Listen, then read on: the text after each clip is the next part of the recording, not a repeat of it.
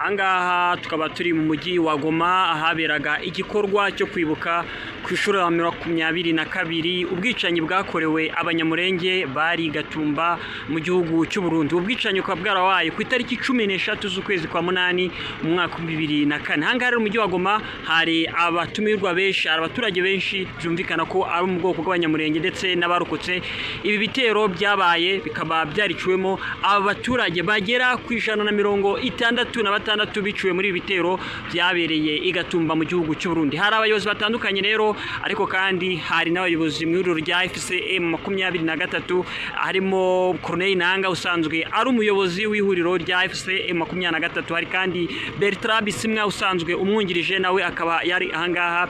Aba bose bakaba bagiye bagaruka ku bikorwa bibi byibasiye abaturage b'abanyamurenge ndetse by'umwihariko kandi n'ibyibasiye abaturage mu bice bitandukanye mu gihugu cya Repubulika Iharanira Demokarasi ya Kongo. Kandi yanagaragaje ko ari ngombwa ko kugira ngo ubutabera buzaboneke aba bantu bagize uruhare mu bwicanyi bwabereye i Gatumba bwiciwemo abaturage bagera ku 166 abazabone ubutabera, ndetse banagaragaza yuko bazafasha abanyamurenge kubona ubutabera abagize uruhare muri bikorwa bakabasha kuba babiryozwa. Ariko kandi yanavuze yuko ngo AFC23 cyangwa se AFC23 tuzakomeza gufatikanya nabo mu kubashakira umutekano by'umwihariko abaturage b'abanyamurenge, aho yanagaragaje yuko ngo rwose ngo batazacungira umutekano muri Minembwe gusa, ahubwo agaragaza yuko bashobora no kubafata ibindi bice nka za Karemi, za Rubumbashi, aho ngo yagiye hagaruka agaragaza yuko aho ngo biteguye kuba bafata ndetse na za Baraka. Ni byinshi byavuzwe ahangaha rero ahangaha mu mujyi wa Goma, ndetse bigaragara ko izingizi ni cortege, ni umutekano wacunzwe. Ahangaha akaba hari abayoboye ihuriro rya FC 23 barahangaha mu mujyi wa Goma bagendaga bafasha cyangwa se baje kwifatikanya n'abazize ibitero byabaye i Gatumba mu gihugu cy'u Burundi mu mwaka wa 2004. Ahangaha rero akaba hari inzego z'umutekano birumvikana barahangaha bari baje kwifatikanya bari ahanga mu gikorwa cyo kwibuka. Natwe rero tukaba twari kugira ngo tugende tubakurikiranira uburyo byagenze, gahunda uburyo zagenze ahangaha muri sare nini ahangaha mu mujyi wa Goma, iki gikorwa cyabereye hafi cyangwa se mu gice cya Katindu, aho abaturage bari benshi bari baje muri kino gikorwa baje kwifatikanya n'abaturage ahangaha kugira ngo bashe kuba baha icyubahiro kandi kwibukwa abantu bagera ku 166 bishwe mu mwaka wa 2004 bazize ubwicanyi bw'abakorewe abaturage b'abanyamurenge bari bagiye bahungiye mu gihugu cy'u Burundi ariko baza kuhasiga ubuzima. Akaba rero ari amagambo ibikorwa byinshi abaturage bari benshi ahangaha ndetse n'itangazamakuru inzego z'umutekano bari baje ahangaha kwifatikanya n'abaturage mu kwibuka. Akaba rero Bertrand Bisimwa ahangaha, Corneille Nanga ndetse n'abandi bayobozi mu ihuriro rya njyewe banyita Beatrice. Hanyuma uyu munsi wa 22 kwibuka ubwicanyi bwakorewe abanyamurenge n'intare Gatumba, ubu ngubu mugeze ni iki uyu munsi uyu munsi tunyibutsa cyambere nishimye kuko twabasha kubona aho tubasha kwibukira bene wacu, kuko hari igihe kirekire twagiye tubyifuza tukabura aho twibukira kubera impamvu z'umutekano mukeya twabaga dufite mu gihugu. Hanyuma se iyo mubona kugeza cyane mwavuga ati nubwo twibuka kandi nawe wanabigaruka ntabwo mwari mwabona ubutabera, ni igiki musaba kuko bigendanye n'urupfu abavandimwe banyu bapfuye mu musaba w'umuryango mpuzamahanga ntamwe mwarukotora gusa? Icyo dusaba ni ubutabera kugira nanone ngo babashe kuturengera, n'ubundi abantu bakomeje gupfa hirya no hino, ntabwo birarangira, biracyakomeje. Ahangaha haragenzurwa n'ibiro bya FC 23, mubona bivuze iki no ku bantu b'abanyamurenge by'imyaka? Twebwe hano uko tubibona nuko bihaye bigenda neza bikurikiranye nuko tumeze kuri none, kuko turabasha kugenda mu mihanda, turabasha kuza kwibuka bene wacu, n'ubundi nk'uko wabibonye byagenze turabona hariho impinduka hano muri Noro, kuko n'ubundi ko biragenda neza. Turabishima Imana cyane, tunabishimira ubuyobozi bwacu kuko buradukorera ibintu bidushimishije twebwe ubwacu. Ni ijambo rya Corneille Nanga avuga ati ntabwo turarindira Minembwe gusa kuko byabaye i Gatumba byo bigiye kuba no ku bandi bavandimwe mu Minembwe, bashobora no gukomeza bakuramo za Karemi ndetse ni nk'ikihe mwabasaba kugira ngo abaturage mu Minembwe ibyababaye bitazanabafata? Ibyatubayeho n'ubundi byababayeho, barabishe, barabarashe n'amadrone, babakoreye ibintu bibi, babakoreye ibyamfura mbi, abana barishwa, ababyeyi barishwa, kugeza ubu nyine novuga ko hari agahengwe kuko ntako bataha bagira kudushakira amahoro. Urumva ntabwo byoroshye kubona amagambo umuntu avuga nyuma y'ubuhamya bwatanzwe n'ababibayemo, abarokotse, urumva. Ariko ku itariki 13 z'ukwezi kwa munane mu mwaka w'2004 hari kuwa gatanu, ngenda byibuka neza yuko nigatumba nagiye, urumva, haje abantu bitwaje intwaro, harimo abarundi ba FNL, harimo abakongomani ba Mai Mai, harimo ba FARDC, harimo n'abanyarwanda ba FDL. Baraza bagota inkambi, n'inkambi ya HCR, n'inkambi yari yowe na HCR, umuryango nyine wa Loni utabara impunzi. Abantu bahunze ubwicanyi mu gihugu cyabo baze gushaka umutekano hariya mu Burundi, noneho kuri uwo munsi babahukamo, barabica, bararasa mutasu rufaya, barangije banatwika n'inkambi yose. Hapfuye abantu abo bashoboye kuboneka ni 166, bakomereka cyane abandi barenga 150. Rero iyo miryango niyo twaje hano, hari bamwe nababonye barokotse, bashoboye gukura, bari bakiri abana, urumva, bashoboye gukura, niyo baje kuduha ubuhamya uyu munsi. Yego, nyuma y'ubuhamya bwabo Bertrand Bisimwa yafashe ijambo araganira. Message ya Bertrand Bisimwa wayisobanurira gute abantu? Message ya Bertrand Bisimwa yari ifite ingingo eshatu. Icya mbere ni pole guhumuriza imiryango yabuze ababikoze. Iyi message ya kabiri ni ukuvuga abarokotse twe tukiriho, duhaguruke duhangane n'icyo kintu, duhangane n'icyo kibazo. Message ya gatatu yari yerekeye urubyiruko rukwiye guhaguruka rugatabara, nuko ikibazo kiracyari cyakindi, kiracyari kibisi na gato kiracyari mbisi. Urabona nta n'ubutabera ahangaha twavuze, nta butabera budatangwa. Rero ikibazo kiracyari cyose, ni ukuvuga abasore bagishoboye bose bahaguruke baze gufatanya urugamba, kuko mubizi nta nubwo harashira ibyumweru 2 tugiye kurokora Minembwe yenda kuba indi Gatumba, urumva, rero neza indi Gatumba. Bibaye ngombwa ko abasore bahaguruka, AFC arizo ngabo za AFC M23 bahagenda zifatanya na zatwirwanaho, maze bahaca umwanzi. Ariko kari kabaye Gatumba yakangahe yari giye kuboneka. Ni bande mufata icyemezo cyo kujya kurokora abanyaminembwe? Ni bande bari babugarije? Byagenze bitubona abari babugarije ni babandi nakubwira. Ubu hariyo ingabo z'i Burundi hazamutse bazibara mu 20-25 gutya. Ndakeka muri kiriya gihugu nta basirikare bakiriyo, bose barambutse barazamutse bajya mu misozi ya Minembwe, urumva. Hari rero interahamwe zirahari, hari ingabo za leta za FARDC zirahari, hari babazarendo barahari, noneho hakaba nabo bacancuro bashyashya b'abazungu babera baje nibo bayobora batwara ziriya za drone. Ni ukuvuga rero bazengurutse abaturage hariya mu Minembwe, barabanza barabatonjesha, ntibajye mu masoko, ntibajye kugura imiti, ntibashobora kugura agasabuni n'ibiki byose. Bakubwiye ngo ikiro cy'umunyu hariya cyari kigeze ku mafaranga ya Kongo 100, ntabwo babyemera, urumva. Rero babanje kubica urubozo babicisha inzara, noneho bazana za drone hejuru yazo zikabamindiramo amabombe kugira ngo babarangize babahanagure. Hanyuma nabyo gira ngo kuri Nyange yagarutse, yavuze ati Minembwe ntabwo izarindirwa muri Minembwe ubwaho, ashobora no kwagura tukagira za Karimi, za Baraka. Mwiteguye ko mwakomeza kugira ngo muturutse aho surutse ibibangamiye Minembwe? Umuyobozi yabivuze, urumva, umuyobozi yabivuze, kandi twebwe ubushake bw'abaturage. Abaturage baratabaza, niba baduhamagara twaje muri Igoma hari abaturage badutabaza, urumva, utuze tubarakora n'uriya hose. Rero nibo bari gutabaza, nibo bandika mujya mubona amavideo ya za Kolwezi ya za hehe abantu bose bari kuvuga ngo M23 AFC urumva tuzagenda koko. Abaturage bararira ko justice bakeneye ubutabera, ababishe wavuga Gatorwasa kuvuga na pasiteri, ariko dushaka kumenya amahanga nadatanga ubutabera nibyo nka FPR mwiteguye gukora iki? Twebwe turubaka icyitwa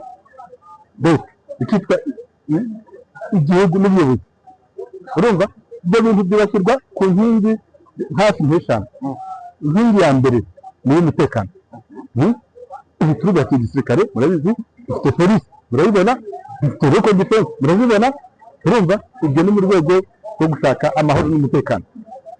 Inkingi ya kabiri ni ubuyobozi, gushyiraho ubuyobozi administration, kuva kuri nyumba kumi tukazamuka chef de quartier, tukazamuka ba burugumestre w'amakomine, tukazamuka ba administrateur du territoire, tukazamuka ba gouverneur. Aho bose turabafite, njya mubabona muhura nabo. Arracher des vies tragiques, nous ne les oublierons jamais. Tout ce qui a été dit, ce qui reste de notre responsabilité, je voudrais vous dire qu'on ait les yeux sur le rétroviseur pour voir et regarder Gatouma, mais que nous ayons plus les yeux fixés sur l'avenir. L'avenir, pourquoi? Parce que Gatouma, ou du moins l'esprit de Gatouma, s'est déplacé peut-être du Burundi, mais il continue à produire les effets au Congo, à l'est du Congo en général, mais surtout dans les moyens et au plateau de Fizi, de Mwenga en général.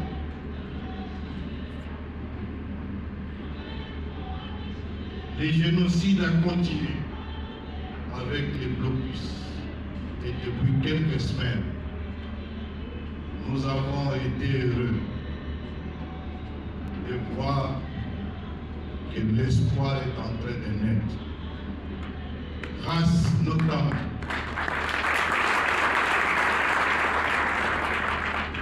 notamment à la résistance locale, mais encore et surtout aujourd'hui, avec la jonction de nos forces qui sont intervenues efficacement. Et aujourd'hui, nos filles, nos garçons, nos vieillards, nos mamans, nous ont transmis le message qu'ils peuvent enfin commencer à songer dormir. Mais le message à vous donner, c'est qu'il faut stabiliser les hauts plateaux, les moyens plateaux. Il faut stabiliser l'INEM. Une de mes conseillères est entrée dans mon bureau.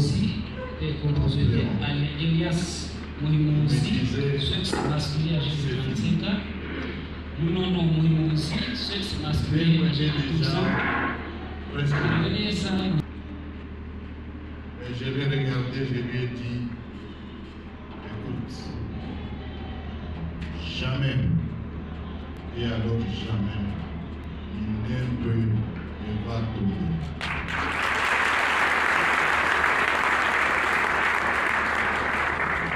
4 jours après, nous n'étions pas seulement à Minembwe, mais nous étions au-delà du point zéro.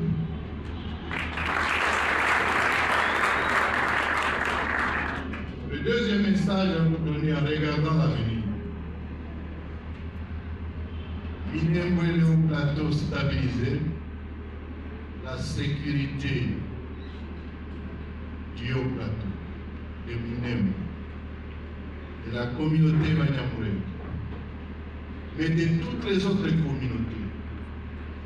Bembe, Bachi, Bira, Foulir et autres méritent sécurité autant que tout Congolais.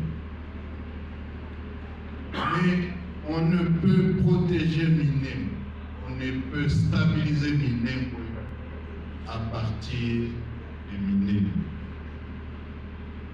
Le deuxième message, c'est donc le suivant.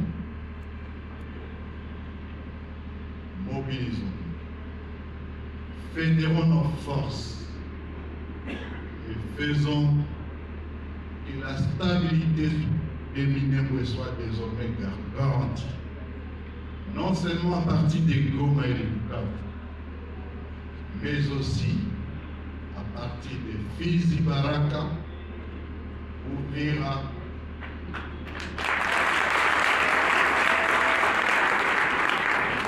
Kalemi, mais surtout Kolwezi et Lubumbashi.